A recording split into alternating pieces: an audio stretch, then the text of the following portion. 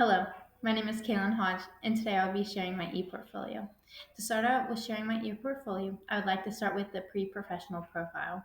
In this pre-professional profile, I say what grade level I would like to teach, which is third grade, but I also include why I want to be a teacher and why this is my calling. I talk about how I want the students to fall in love with learning, and this will continue throughout high school and college, hopefully, for my students.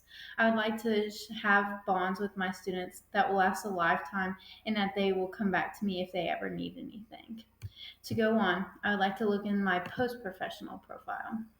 In this, I also talk about why I would like for the relationships with my students to stay in this and have them want to be there every day learning. This is a very big thing that I focus on whenever I think about the future of my teaching career. I would like for my students to work on their work ethic and management, but in order to do that, they have to feel safe and loved at their school. To go on, I would like to look at the assessments.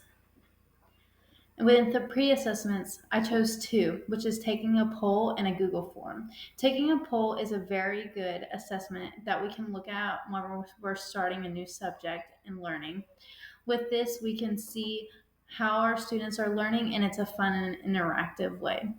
With the Google form, I think it's the better option because the students aren't judging each other by their answers and also won't let their peers contradict what they truly believe. I have a picture here of an example of a poll that was taken in a classroom. A formative assessment. I would like to think that the two that I would choose would be an exit slip or think, pair, share. Exit slips are a 1 to 2 question assessment that kids can complete and give on their way out of the classroom. This is a fun and little way to know where they are and how we can help them while we're in the middle of that subject. The think, pair, share is my go to whenever it comes to the classroom. It gives a fun and engaging, and the students are allowed to move around and really interact with each other. I think this is a great way to let everyone be engaged in what the conversation is. And if they need help, then they can ask their peer if they're not comfortable asking the teacher. For my summative assessment, I did a presentation and I created Kahoot. I think these are great for upper elementary, which is what I want to be. Presentations are a fun way for the students to be able to share what they learn with the class and me, and it also lets them practice learning to speak in front of a crowd and learn to present information that they have learned. Create a Kahoot is a great way for and fun way for them to share what they have learned and interact with the other students. You can have the students help them make this and let them make the lesson for the other children, which is a great way to help them be involved. Moving on to assistive technology, we go to speech to text software. This is a great way to speak to our ELL students. This I have an 11 labs, Brainia, and touch to speech to text by Google. These are great ways and apps that teachers can use. For the text to speech, I have Read Aloud, Text to Speech by Google, and Bola Boca. These are also great for this. And then assistive technology resources for its teachers.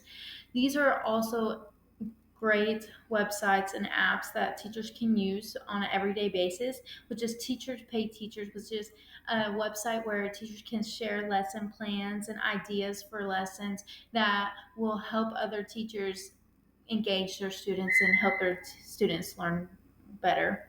And then Canva is a great resource for worksheets, posters, bulletin boards, signs, and everything to help their students be engaged and be present in the classroom. Moving on to the last of classroom management. Classroom management is a very important thing, especially in elementary schools. When we when the students come in, whether they're pre-K or kindergarten, they have to be given a set of rules, and those stay present all the way up. So then, whenever they get in middle school and high school, they know what is expected of them. For my classroom rules that I would have in my classroom, I would have be respectful, be engaged, be a friend to everyone, and always try your hardest. These are very big things that I believe in, with respecting each other and always being nice and kind and a friend to one another. Moving on to classroom procedures.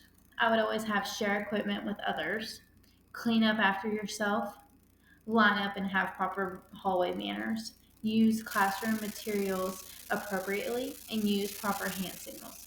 These would go and be taught the first week, month of school, and be practiced so that by the end or middle of the school year, these students have these learned and know what is expected of them. Moving on to classroom consequences.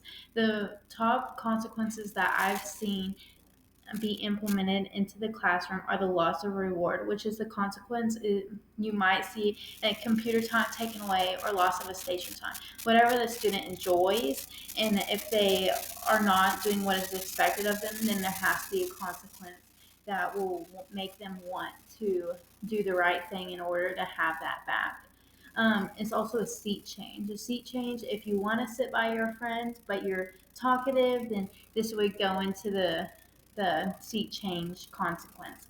Um, but and also can be used if a student is very distractive of the classroom, then they might be moved to the back of the classroom because they need to not distract others.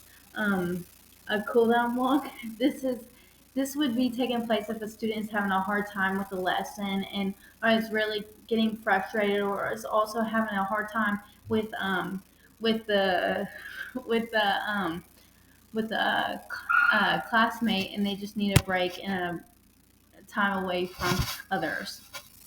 Technology tools. A lot that I have seen in elementary schools is the stand timer. The stand timer is a great way for the students not to get distracted, either when they're moving other stations, or if you're discussing a topic and they need time, but not too much time that they get distracted. I also have a class dojo. A class dojo is an amazing resource that multiple elementary and middle schools use in Fort Smith. Class dojo is a website where all of teachers that can see that class can either give positive dojos or negative dojos, and the students can be you can do whatever with that you want to. If they get to so many negative dojos, they can be have one of those consequences, or if they have a positive one, then they can have a reward. You can do whatever you want with the class dojos. It's an amazing platform. Thank you so much for listening to my portfolio, and I hope you have a great day.